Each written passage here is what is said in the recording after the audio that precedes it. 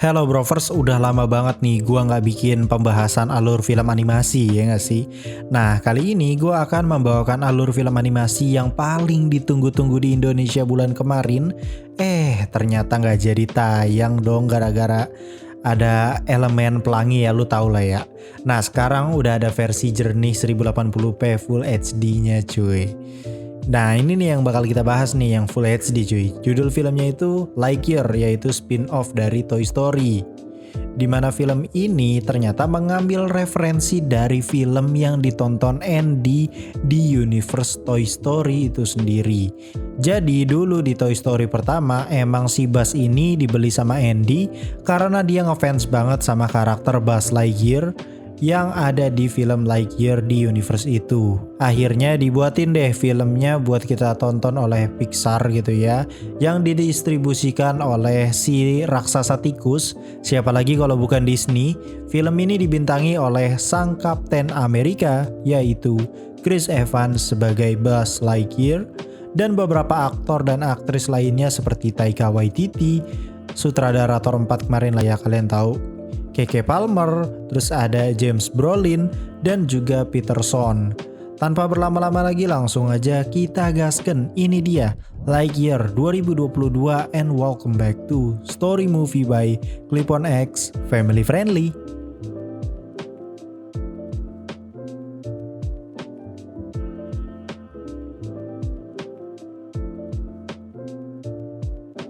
Film dibuka dengan diperlihatkan sebuah pesawat induk luar angkasa yang kini sudah berjarak 4,2 tahun cahaya dari bumi.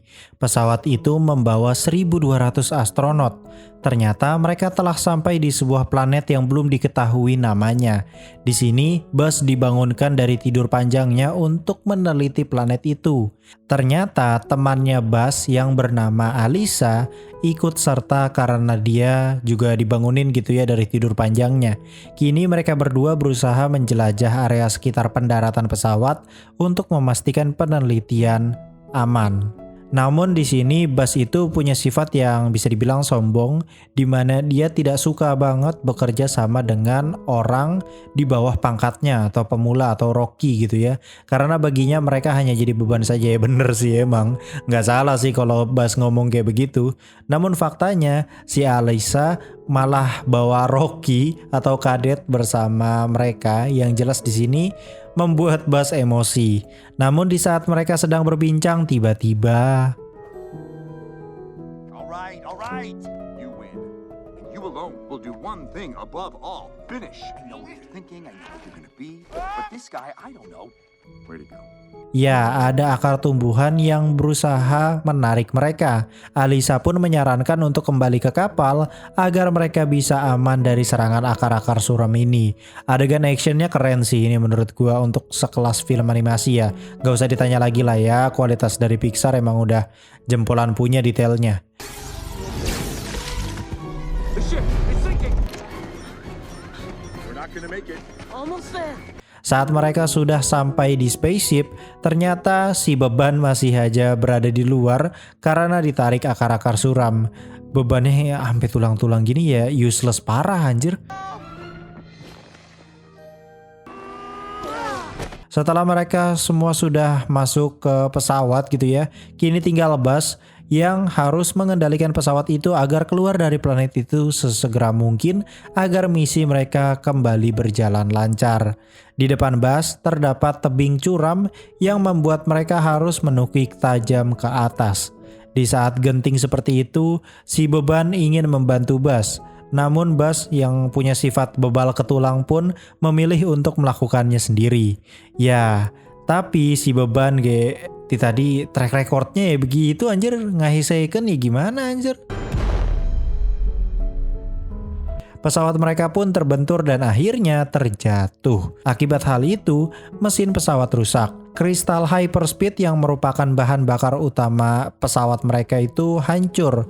Maka dari itu kini mereka harus membuat kristal hyperspeed yang baru dari mineral di planet itu. Tapi caranya mungkin sulit karena mereka harus mengikat energi matahari di tata surya dekat planet itu secara langsung dan kembali dengan selamat untuk menggabungkannya dengan kristal racikan dari mineral planet ini. Buzz pun bersedia menjadi orang gila itu. Semua astronot yang mereka punya pun dikerahkan untuk memanfaatkan sumber daya planet ini dan membangun beberapa fasilitas untuk melakukan eksperimen kristal hyperspeed. Secara tidak langsung mereka juga sebenarnya membuat peradaban ya di planet itu. Singkat cerita, Buzz ini siap untuk melakukan perjalanannya menarik energi matahari dan kembali ke planet ini untuk menggabungkannya dengan kristal mineral planet ini. Namun untuk mendapatkan energi itu, ternyata Buzz harus mencapai kecepatan ya hyperspeed itu ya. Ia mempunyai teknisi bernama Diaz. Ini orangnya, Diaz ini menjelaskan bahwa bahan bakar kristal ini sebenarnya masih 87% tingkat keberhasilan sampai ke titik hyperspeed. Namun Buzz dengan percaya diri tetap bersikeras untuk melakukan tes ini ya seperti biasa, bebal ke tulang. Nanti begitu dia sudah berhasil memutari matahari gitu ya, dia akan mendapat cincin pelambat gitu agar bisa mendarat tanpa kerusakan. Target waktu yang harus ditempuh oleh Buzz itu sekitar 4 menit 28 detik. Singkat cerita, misi pun dimulai.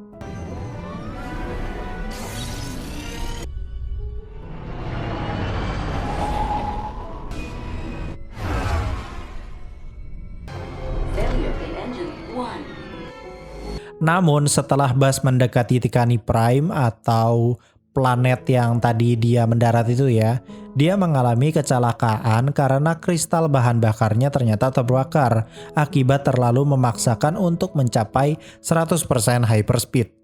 Kini ia berusaha mengakali untuk membuat sebuah ledakan agar ia bisa mencapai cincin pelambat yang dapat membuat pesawatnya kembali stabil.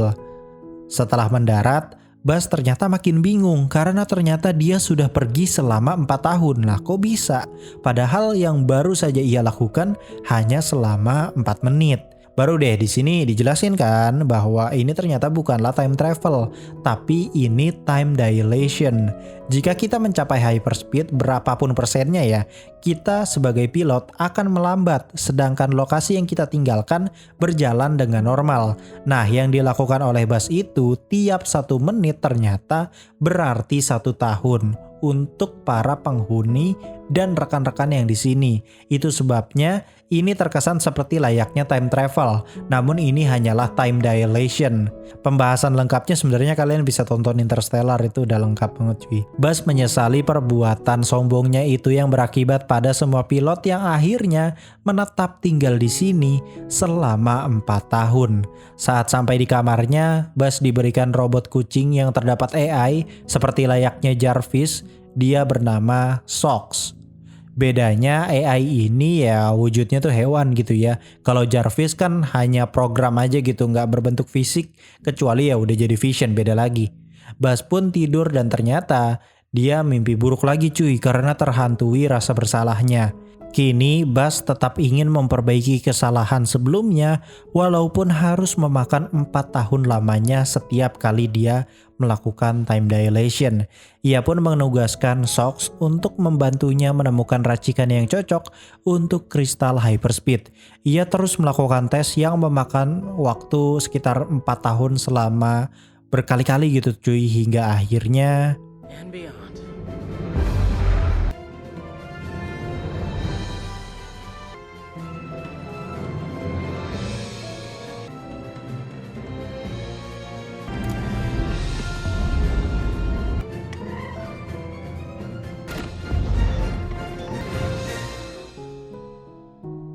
kini sudah 62 tahun lamanya ia melakukan tes. Alisa, sahabatnya, kini sudah tua dan akhirnya tutup usia.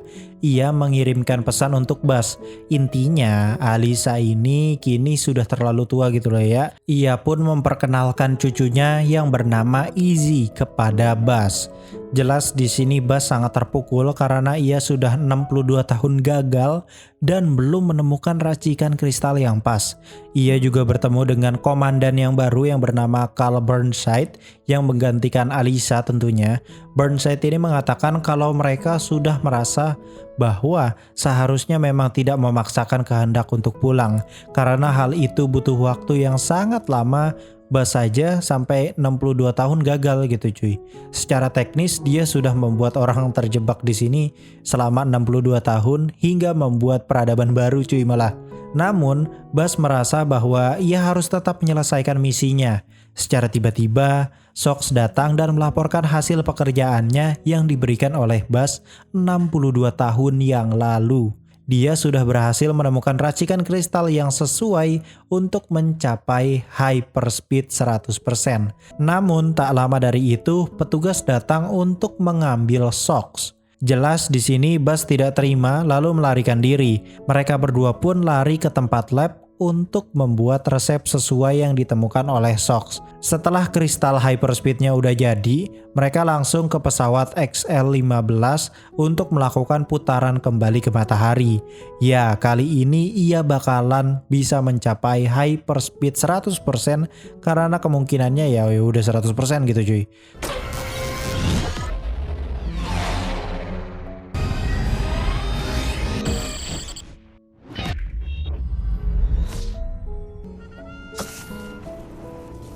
Sesampainya dia di daratan, ia kehilangan kendali hingga ia mendarat di hutan sekitar markas. Tempat ini adalah tempat yang sama saat ia pertama kali mendarat di planet ini sebenarnya.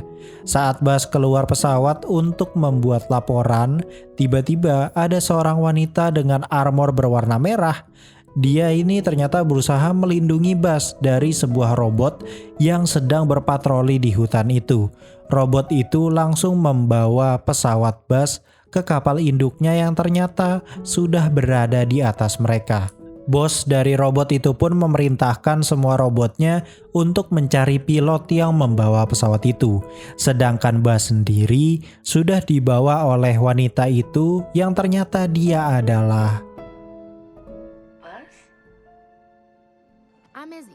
Izzy? 22 years, 19 weeks. ya, ternyata dia Izzy, cucunya Alyssa. Ternyata Buzz melakukan time dilation lagi, namun durasinya cukup lama, yaitu sekitaran 22 tahun. Berbeda dari yang sebelumnya ya, di mana dia hanya melengkap 1 menit sama dengan 1 tahun. Izzy pun menjelaskan bahwa para robot itu bernama Zurge.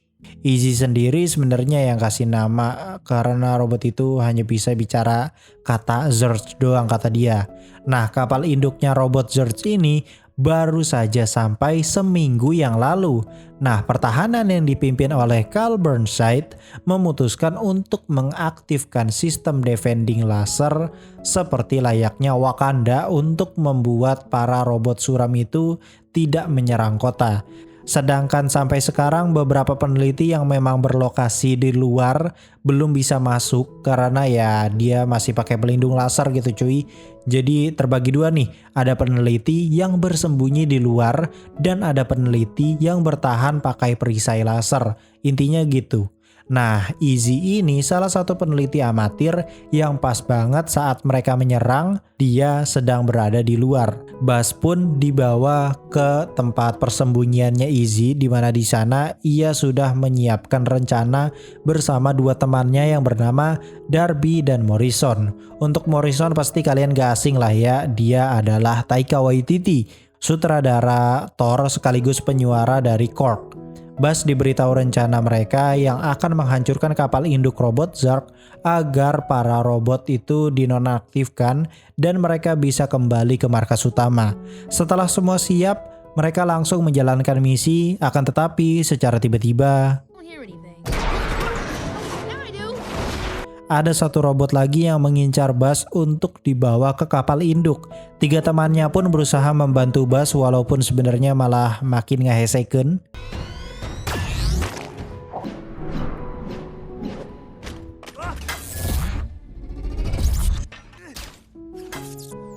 Di sisi lain, sang pemimpin robot Zork ini pun akhirnya turun tangan karena sebenarnya dia itu mengincar Buzz dan kristal hyperspeednya, bukan menyerang base utama. Balik lagi ke Buzz yang memilih tidak mau bekerja sama dengan 3 orang itu karena masih Rocky dan terlalu cupu bagi dia. Atuh ya, lain cupu deh ya tama anjir ngahesekeun pisan lempar senjata gitu bisa.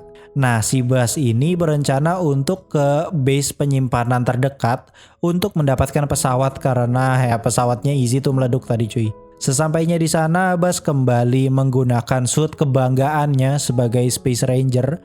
Namun ternyata Izzy, Darby, dan Morrison datang lagi karena kuncinya ke bawah. Anjir, simple pisan ceritanya teh. Morrison yang sangat cerdas dan sangat profesional pun melakukan ini. Get the door! Ya, si beban berulah lagi. Buzz dan yang lainnya kaget karena ternyata di base penyimpanan itu terdapat banyak sekali makhluk kayak semacam serangga tapi sadisaeun gitu loh balah pokoknya. Mereka pun sempat terjebak di sana hingga akhirnya Izzy, Darby, dan Morrison harus menggunakan suit Space Ranger untuk menggunakan mode stealth atau mode ya ngilang gitu lah ya, agar mereka itu bisa pulang sedangkan Buzz akan menuju pesawat. Jadi mereka berpencar di situ sebenarnya. Namun di tengah jalan, Buzz baru ingat kalau stealth modenya itu ada batasan limitnya. Sedangkan si Beban dan Darby malah main-main bukannya cabut gitu. Tidak hanya itu, si Beban pun yang udah ketahuan malah lebih berulah lagi dengan menarik tua spot pelarian yang membuat dia jadi bola karet. Untungnya Buzz berhasil menolong mereka masuk kapal dan pergi dari sana.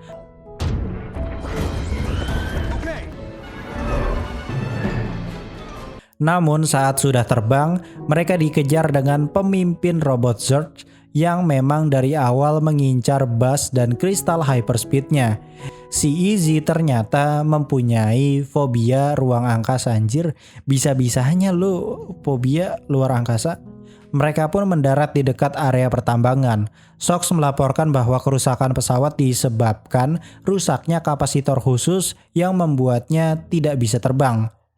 Maka dari itu, Buzz harus ke base penambangan yang tidak jauh dari sini untuk mendapatkan kapasitor khusus itu.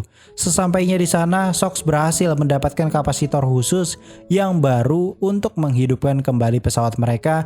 Namun lagi-lagi, si Beban kembali berulah. Ya, kini mereka terjebak gara-gara si Morrison. Buzz pun punya ide untuk menghancurkan sumber energi jebakan itu agar mereka bisa keluar. Ya, ternyata rencananya tuh berhasil lah ya. Jebakan itu berhasil dinonaktifkan, namun akibatnya seisi bangunan itu ya jadi nonaktif karena itu sumber energinya. Hal ini membuat daya tahan untuk menopang bangunan berkurang dan mereka hampir terjatuh. Untungnya mereka berhasil selamat dan memutuskan untuk beristirahat sejenak karena ya anjir gue kalau jadi Buzz sudah kena mental dari tadi si Morrison beban wae. Namun saat lagi istirahat saja si Beban masih saja berulah anjing. Taika Waititi pas banget anjir meranin karakternya. Buzz pun yang sudah menahan sabar sekuat hatinya menceritakan kisah awal mula saat ia masih menjadi Rocky dulu. Ternyata si Buzz juga dulu biang masalah, cuman ya mungkin gak se-ekstrim si Morrison ini ya. Tak lama dari itu, Sox memberikan laporan dari Alisa yang belum sempat terputar olehnya karena laporan itu hanya keputar kalau Sox baru saja rebooting sistem gitu. Nah di sini kan ya baru rebooting gitu dia. Ternyata Alisa ini sudah memberikan misi utama dari Sox untuk menjaga Buzz selama ini. Makanya Sox terprogram untuk melakukan apapun yang diminta oleh Buzz. Buzz yang sangat putus asa sekarang dimotivasilah oleh si Izzy ini bahwa hidup itu nggak harus terus-menerus sesuai dengan visi yang kita inginkan. Terkadang kita harus belok sedikit ke kanan, belok sedikit ke kiri untuk menyesuaikan dengan realita yang ada. Di perjalanan kembali ke kapal, mereka kembali diserang oleh bos robot Zurg, di mana robot itu mengincar Buzz.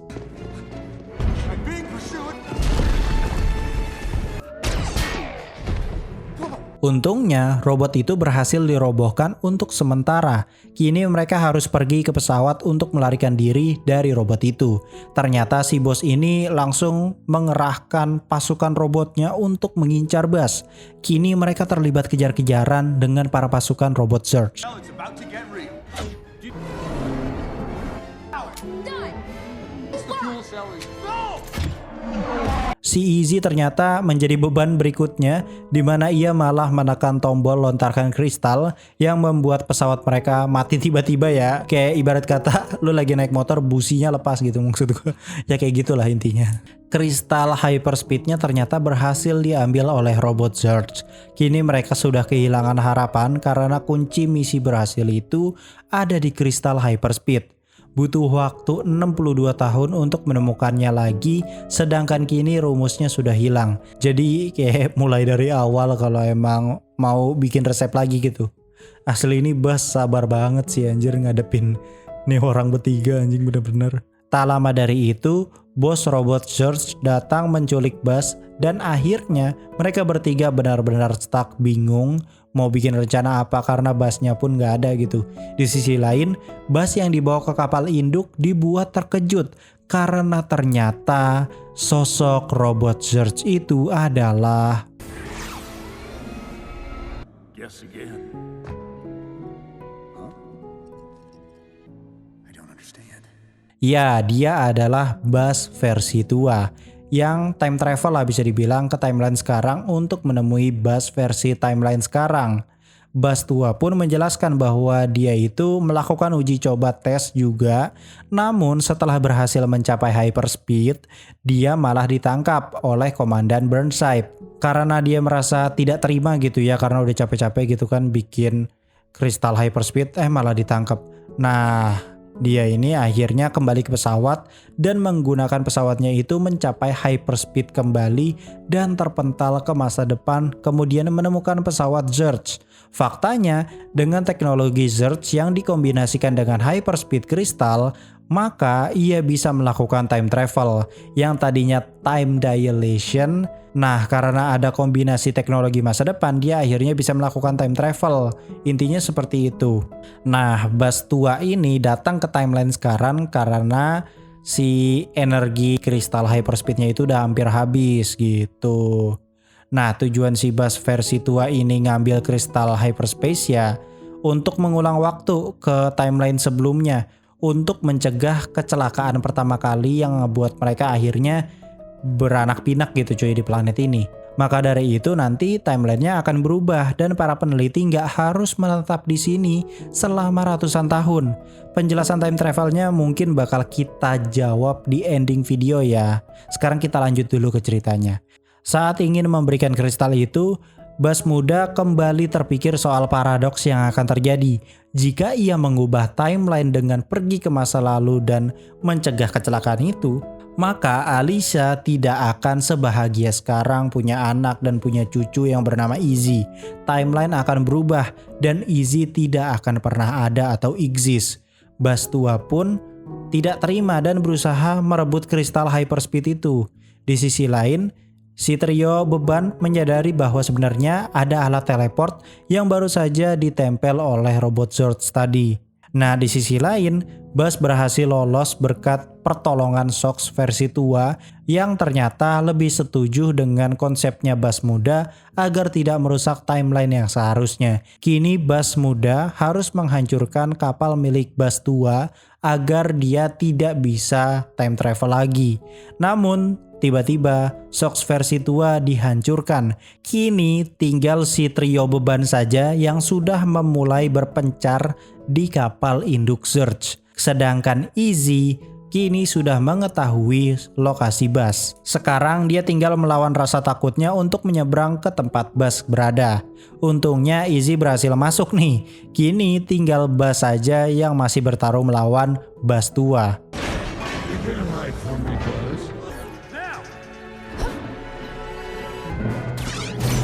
Ya, berkat bantuan Izzy, Buzz muda berhasil menghancurkan kapal Zurge. Kini tinggal kabur sebelum kapal itu berledakan. Buzz yang sudah kepepet ternyata meraih salah satu pesawat dengan menggunakan kristal hyperspeed untuk menyelamatkan para krunya yang sedang terombang-ambing di dalam pesawat. Dia bahkan masih saja diudak sama si Buzz tua. Kini dia modal nekat dengan melepas tuas dan menghancurkan kristal hyperspeed. Buzz pun berusaha untuk membantu pesawat si trio beban untuk tetap stabil, sedangkan Izzy dan Morrison harus mengendalikan pesawat itu agar tidak nubruk jadi bubur gitu ya. Di saat seperti ini pun si Morrison masih saja jadi beban. Memang sepertinya absolute point si Morrison ini. Pull back on the yoke, nice and easy. Untungnya si Morrison ini menebus ulahnya itu dengan memberikan pulpen agar tuas air brake-nya itu bisa ditarik. Sesimpel itu cuy, menebus kesalahannya padahal dari tadi anjing.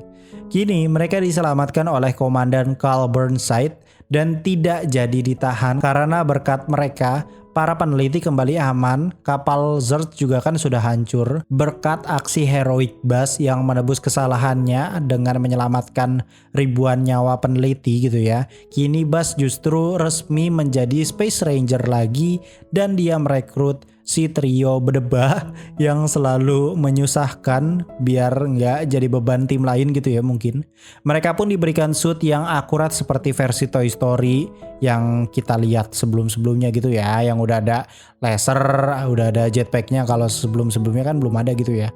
Kini mereka mempunyai misi untuk menjaga keamanan ruang angkasa untuk memperkuat pertahanan dan berlanjut di film Lightyear 2. Ya, karena ada post credit scene yang memperlihatkan Buzz tua atau Zerg masih hidup ternyata. Oke, kita masuk ke breakdown konsep paradox time travelnya dulu. Walaupun agak-agak membingungkan, cuman oke lah ya. Paradox di film ini masuknya sebenarnya ke grandfather paradox, dimana jika kalian ke masa lalu kemudian mengubah sesuatu, maka realitanya akan berubah. Jadi konsepnya linear ya. Beda sama konsep ala-ala konsep time travel multiverse endgame gitu-gitu, walaupun industrinya sama di sini juga cuman beda. Konsep linear ini dipakai karena ya lebih mudah untuk dipahami kali ya. Bedanya kalau di sini nggak tahu kenapa ya di time travel linear ini ya, sosok pelaku time travel yang memicu paradoksnya tuh tidak menghilang gitu cuy. Gini penjelasan detailnya. Jadi kita tuh sebenarnya nggak usah fokus ke sistem time dilation-nya itu ya. Karena itu nggak ada yang gagal menurut gue ya, penjelasannya emang begitu. Emang seharusnya ya konsepnya ya sesuai dengan Interstellar lah ya. Nah, kita fokusnya langsung saat si Buzz akhirnya mendarat dan mengalami time jump selama 22 tahun setelah ia melarikan diri. Di situ ada Buzz jahat yang menjadi Zerg dan mencari Buzz baik untuk mendapatkan kristal hyperspeed. Penyebab mengapa ia melakukan itu adalah karena di timeline Buzz jahat dia itu berhasil sampai hyperspeed juga. Jadi sebelumnya nih ya, bedanya karena di timeline dia itu tidak ada penjajahan Zerg, makanya dia malah berusaha ditahan sama Komandan Carl Burnside. Buzz versi jahat pun lari dan kembali menggunakan tenaga kristal hyperspeednya itu, namun ia malah terpental ke masa depan dan menemukan kapal Zerg yang tidak berpenghuni. Ia pun meneliti sampai tua tuh, sampai dia tua, dari muda sampai tua di timeline itu tuh, biar nggak kepental lagi gitu, jadi nggak asal-asal mencang-mencong kesana sini timelinenya. Hingga akhirnya dia berhasil menemukan mesin time travel menggunakan kapal itu ke masa saat ia baru pertama kali menemukan kristal hyperspeed, karena ternyata bahan bakarnya akan habis di timeline itu. Makanya dia butuh kristal hyperspeed lagi. Namun akibat aksi time travelnya yang menginvasi base utama para peneliti yang itu ya, akhirnya malah jadi paradoks di mana Buzz baik tidak ditahan oleh para pasukan Burnside, sehingga terciptalah timeline cerita yang dari tadi kita tonton. Jadi kan awalnya itu kan Buzz jahat itu diceritakan mau ditangkap tuh sama Carl Burnside. Nah akhirnya di time travel tuh ke saat itu juga dan akhirnya nyerang si base campnya itu kan.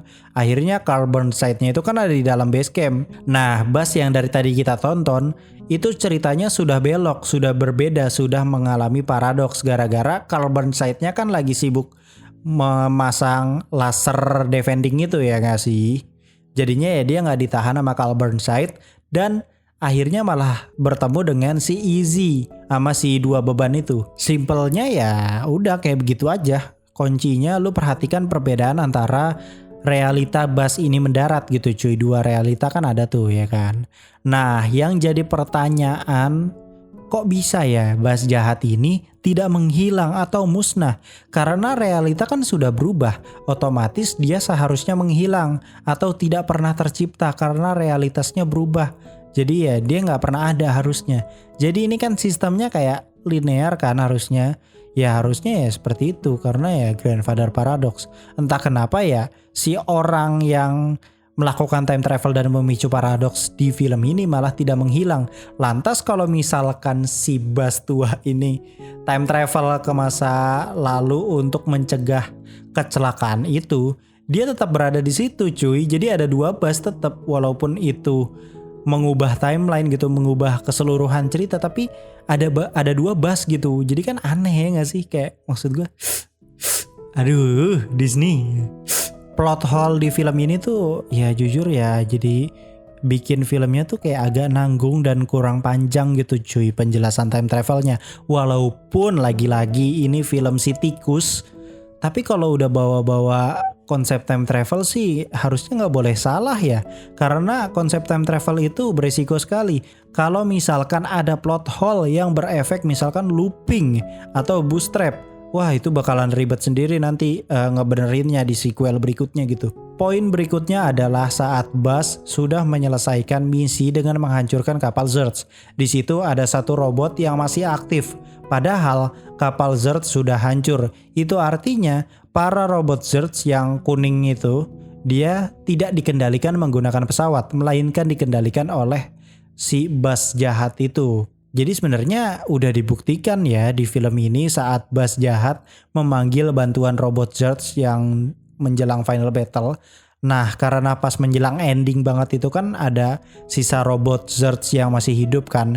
Ini sebenarnya udah jadi tanda gitu cuy kalau nanti Buzz jahat masih hidup dan terombang ambing di luar angkasa akibat robotnya tuh mungkin rusak atau mungkin kayak gimana ya entahlah. Penjelasan ending, post credit serta konsep time travelnya sih ya emang begitu aja ya cuy. Nothing special sih jujur. Justru gue merasa harusnya kayaknya jangan ada konsep time travel dulu deh. Mending time dilation dulu aja deh biar nggak terlalu bertumpuk topik ceritanya dan terlihat kayak kurang masuk akal gitu. Walaupun ini film Disney lagi-lagi ya udah buang akal sehat lo ya kalau film Disney mah. Tapi kan ini yang bikin Pixar cuy. Lo tau lah ya maksud gue image Pixar tuh selalu perfect gitu cuy. Kayak di sini menurut gue Pixar malah kayak trying too hard untuk nampilin konsep time travel dan juga time dilation yang dimana paradoksnya tuh udah agak basi gitu cuy di perfilman dunia. Justru gue malah lebih suka time dilation. Jangan ada segala time travel segala gitu cuy maksud gue. Padahal pas konsep time dilation dari awal ke tengah tuh ya menurut gue itu cerita plotnya udah kerasa cuy. Udah emosionalnya udah dapat gitu. Apalagi pas Alisa jadi tua itu kerasa feelnya dia gagal 62 tahun gitu. Tapi begitu seterusnya pas udah ada konsep time travel segala macam ya ceritanya begini toh ya udah ketebak endingnya bakal kayak gimana. Ya gitulah cuy maksud gue kayak aduh Pixar tuh bagus gitu maksud gue tolong dong Disney. So ya itu tadi adalah seluruh alur cerita film Lightyear 2022 beserta breakdown penjelasan time travel, ending dan juga post credit scene-nya. Balik lagi ini sebenarnya bisa sangat dinikmati ya jika kalian memang suka film-film yang apa ya diciptakan untuk hiburan semata aja gitu cuy. Ya film Disney kan emang kebanyakan kayak gitu cuman kan karena nih bawa Pixar gitu maksud gue ya. Pixar tuh image-nya tinggi banget jangan dirusak dong image-nya sama Disney gitu cuy. Pixar tuh udah capek bikin personality branding sehebat itu cuy. Tapi buat kalian yang jujur ya kalau misalkan lu addict banget sama film time travel kayaknya lu bakal kecewa sih sama film ini karena ya konsep paradoksnya sudah tidak seefisien dulu gitu cuy. Mungkin dulu lu kayak nganggep Grandfather Paradox tuh kayak keren banget gitu, maksud gue mantep lah gitu. Ya begitu sekarang kan udah banyak tipe-tipe paradox, ada Bootstrap, ada Predestination, ada segala macam multiverse yang ditawarkan di Endgame gitu kan. Bahkan Miss Marvel kemarin aja nggak ada konsep multiverse tapi ada konsep yang namanya Bootstrap. Jadi kayak maksud gue udah tidak terlalu efisien kalau menggunakan Grandfather Paradox menurut gue sih.